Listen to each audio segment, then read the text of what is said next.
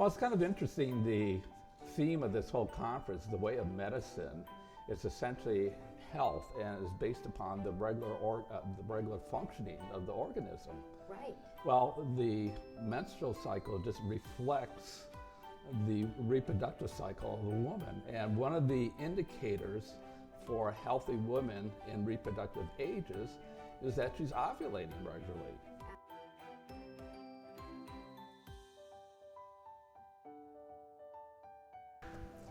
Welcome to Caring for Both, a curbside consult series brought to you by the American Association of Pro-Life Obstetricians and Gynecologists. We are a series that brings on experts to provide insights to support you as a medical professional practicing life-affirming healthcare. My name is Dr. Susan Bain. I'm a board-certified obstetrician and gynecologist, and I'm your co-host today. And I am happy to be here with Dr. Richard Fehring. You may notice that this is a little bit of a different setup. We're actually at MBEC 2025 in Orlando. Dr. Fehring actually in about 30 minutes, 45 minutes is actually doing one of our breakout sessions. So let me tell you a little bit more about our guest today. So Dr. Richard Fehring is a Professor Emeritus at Marquette University College of Nursing, a research scientist at the Institute for Natural Family Planning, developer of the Marquette Method of Family Planning, a fellow in the American Academy of Nursing, and a former captain in the United States Army Nurse Corp. He has published over 200 articles and book chapters and co-edited 3 books on human fertility. Professor Fehring is a science consultant to the Department of NFP USCCB, a board member of the University Faculty for Life, and a member of the Healthcare and Bioethics Committee for the Archdiocese of Milwaukee.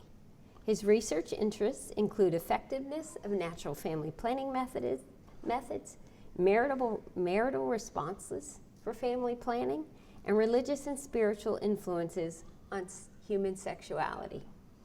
His most recent book is Learning to Live with Your Fertility, the Marquette Model of NFP. It was published in the summer of 2023. His talk he's going to be given today at MBEC is titled The Menstrual Cycle as a Vital Sign for Women's Health. And that's what we're going to discuss right now. So thank you for coming with us today. I'm honored to be here, and I'm honored to be presenting at this wonderful conference. That's a pretty amazing bio. Tell us a little bit more about how did that become your vocational pathway? That is a lot of twists and turns in my life. I graduated, I was a biology major at Marquette University. I was a senior in December of 1969. I was to graduate in May of 1970. Uncle Sam had another idea for my life, however. I was in the first draft, which was December 29th of 1969. All the young men at that time in college, they were listening to the transistor radio or watching TV to see what is their birth date and what number they had. I had a very low number. My mother, I was born on August 29th. If my mom waited one day, I would have had 331. I knew I wouldn't be drafted, but I had a low number, so I was going to be drafted. So I thought, what am I going to do now, graduating? So I looked at the Marines, different things. I heard about this medical unit, so I applied to a medical unit. I was going to be trained as an operating room technician. Okay.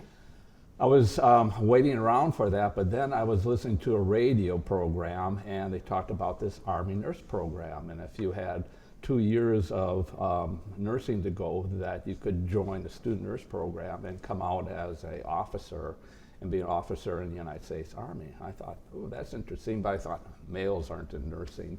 Mm-hmm. But I saw a program from Marquette University where this guy on this platform was one of the faculty. His name was Dr. Donald Billing. I thought, well, there's a male. Mm-hmm. I had friends who are in nursing. I thought nursing courses sound kind of interesting. So I went over to Marquette and talked to them. They developed a 2-year program. I applied for the Nurse Corps, and then I was transferred into the Army Student Nurse Corps, and then I graduated And my first station was William Beaumont Army Medical Center in an intensive care unit for 2 years, and then 1 year I had my own unit, infectious disease. Okay. At one of the officers, Captain Nancy Adams, talked about a cardiovascular program, a graduate program at Catholic University. And because I was an intensive care unit, I was very much looking at heart rates and different things. I got very interested in that. So when I got out of my obligation, I applied to 2 programs, University of Alabama and Catholic U. I went to Catholic U because I got out in October, I could start in January. I would have had to wait a whole year for Alabama. So I went to Catholic University, I went in the master's program, cardiovascular specialization, and I went on for my PhD. I was doing research with biofeedback, hypertension. I got a grant from the American Heart Association. Completed my PhD, went back to Milwaukee, my hometown, applied to Marquette University, and I became an assistant professor at Marquette University. I was doing research with biofeedback, heart disease, and things like that. I was teaching research. But College of Nursing was also at the hospital, and this doctor by the name of Dr. John Brennan, OBGYN. St. Joe's was the baby hospital in the state of Wisconsin. Dr. Brennan came up to me and said, "Richard, I'd like you to start a natural family planning program at Marquette University." I thought, okay. What am I getting myself into? So I thought, there was some religious commitment grant. I wrote some money. I didn't know which one to do. We were first going to do Billings, but nothing ever happened. One of my graduate students was following students at St. Michael's Hospital. I'm walking down this hall. To the left, I saw my graduate student, Debbie. I said, "What are you doing?" I saw all these funny charts with the stamps and everything. What she's teaching the Creighton model. She said, you got to learn about this. So we brought in somebody from Creighton, and we decided that's the best place to go, another Jesuit university and that. So I wrote a grant for 2 of the maternal child faculty to go there. During the summer, the dean, Sister Rosalie Klein, called me up and said, "Richard, one of the faculty quit. I want you to go." And I thought, I don't want to go. It's not my area. I was tossing and turning. Finally said, okay, I would go. So I went through, it's a very rigorous training. The Creighton model is very rigorous, but my goal was to bring a teacher training program at Marquette University. So you had to become practitioners and then educators. You had to need a medical consultant, OBGYN, clergy consultant, supervisors. So I was writing these grants and getting all these people. I then applied for 4 courses through the College of Nursing. At that time, though, I had a dean that wasn't really happy about what I was doing. So we knew we couldn't do that. But we continued to teach women about their fertility and their fertility, using that knowledge to either avoid or to achieve pregnancy, essentially teaching them about their menstrual cycle, teaching couples about it, and when they're fertile and not fertile.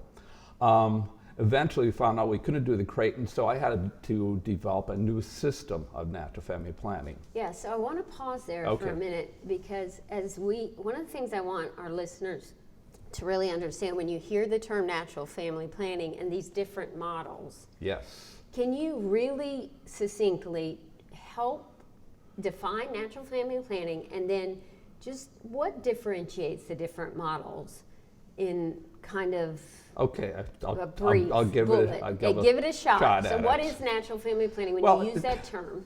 Natural family planning is really a method where people learn about their fertility when they're fertile and not fertile, especially in regards to the woman's menstrual cycle. A woman is really only fertile one day, the day she ovulates, but it is about a 6-day fertile window in a menstrual cycle. And the reason that is extended about 6 days because sperm can live about 3 to 5 days, but only when the woman has this estrogenic type mucus where the sperm survive. So there's various models to estimate the biological fertile window of 6 days. There was 2 OBGYNs who actually developed, one from Austria and one from Japan, the early what we call calendar-based methods. So one of the methods is calendar. Yes, it's just calendar, or in the United States it's called rhythm. Right, so can I back up? Yes. So if you put natural family planning as an umbrella term, you've got now the calendar method, yes. right? Which explain that for everybody. Okay, well, it's based upon the length of the menstrual cycle and estimating where the fertile window. Some of the newer methods are the cycle beads, or it's called cycle bead method. Okay. Essentially, your fertility starts on day 8 and ends on day 19. So somewhere between 8 to 19, your 6-day fertile window is going to fall. And you have beads to be able to follow that. Okay. So that's one. That's Easy another one. way. Easy one was the 1910 method. So it's easy to. Tell everybody about what you mean when you say the 1910 method. Fertility begins on day 10, ends on day 19. So during that time, you have your greatest chance of Yes. So becoming the pregnant. fertile window is going to set, but that's a long time though. So It we is. want to try to whittle it down. Okay. So there was a priest back in Germany, Father William Hildebrand, who was teaching these early calendar-based methods, and they were getting pregnant, and he was kind of disturbed.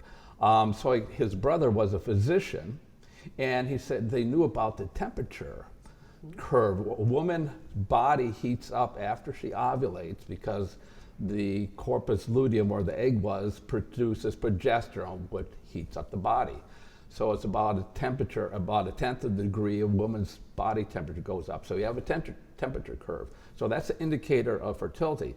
So Father William Hildebrand added that. He was the first one to do that. So women were following the menstrual cycle with temperature and then the calendar. And eventually, he got a PhD from the University of Berlin in that for his work. He came up with the term natural family planning. Okay. And he wanted to be rigorous and to be scientific and things like that. In German, it's natürliche Familienplanung. So that's the words he would have used. So it's pretty equal to natural family planning. But nobody knew about that term in the United States. There was. So let me just ask to clarify. So we got the big broad term. We have first the calendar method. Then instead of making it the 10-19 days, to make it a little more narrow, we now add temperature. Yes. So and what's the next step that came after temperature? Well, there was a person by the name of Rudolf Wollmann, who was a Swiss OBGYN who knew about Hildebrand. They were, could communicate in German. He eventually became over to the United States, and he was in NIH, head of the women's department of that. So he was very active at. But he was doing all this research with the temperature shifts and everything. He wrote the book, The Menstrual Cycle. It's a classical book in that. But other people were doing research with NFP. But eventually, though, in 1950, the war came and that, so a lot of things were pushed aside. But in 1950, there were people looking at knowing about the cervical mucus, where the sperm survives. Yeah, tell us more about that. So,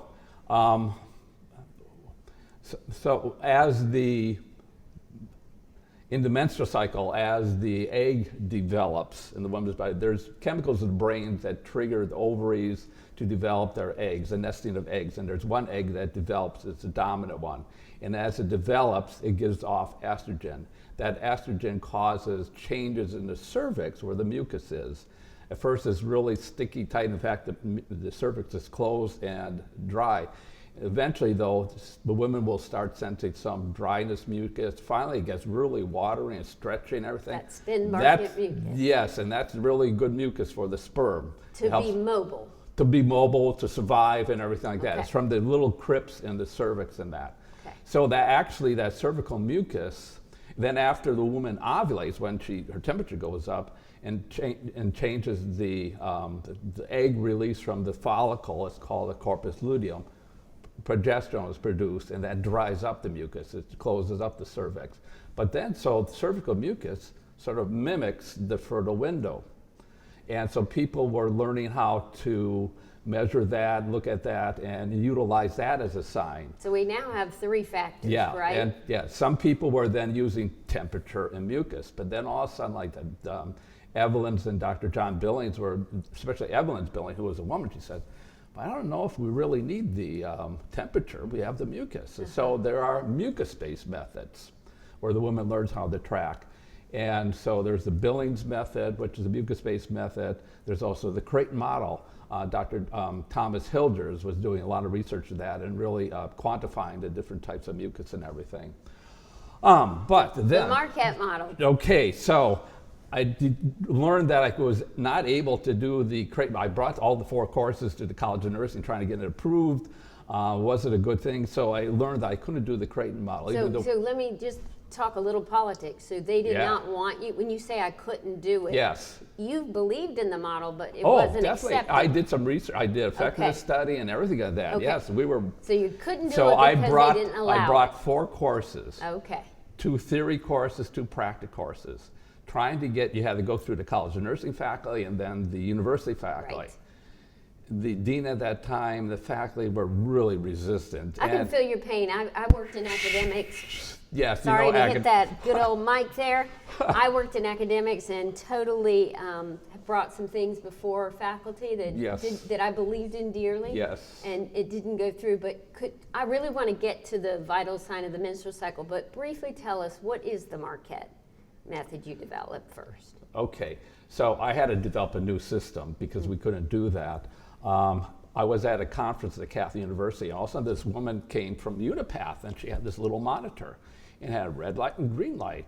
And what it was the Persona, which was a device they used in the United States, but in Europe, but in the United States it didn't get approved. And so they made it into what is called the Clear Blue monitor. Carl Gerasi, who was one of the developer of the pill, mentioned that in the future there's going to be dead age natural family planning where women are able to measure their own hormones. This little monitor did that. Okay. It gives you semi-quantitative as the egg develops. It gives a level when there is a baseline of estrogen, it moves up, then it gives a high reading. You have low readings, high readings. When there's an LH surge, which stimulates ovulation right before about 24 hours, it gives a peak, 2 peak days. So the woman has a marker based on 2 hormones of estimating their fertile window. We integrated that as a method of naturopath. Now, the monitor is only for people trying to achieve pregnancy. It doesn't always give a long enough to cover the fertile window. So we developed an algorithm to go along with that. So the Marquette model first had mucus in the monitor, but now we have the model where we have mucus in the monitor. Actually, the monitor is more accurate than the mucus, which is fuzzy. So when you add an accurate with a fuzzy, it becomes fuzzy. So we prefer that if they want another marker that they do an LH test in the afternoon or things like that. So it brings a little bit more objectivity. But once you do that, create a model, then you have to have a training booklet for the couples to use. You have PowerPoint slides to teach them. You have to have a teacher training program. So we also develop a teacher training program at Marquette, a theory course, a practice course, and eventually a medical application course. Marquette model is only taught by health professional nurses, physicians, PAs, NPs, which is another difference between our model versus other models. Fantastic. Okay, so yes. Thank you for that primer and all that. Okay. And the history piece of it is yes. fascinating, and yeah, the politics that go with oh, it. there's more and more politics, believe me. Yeah.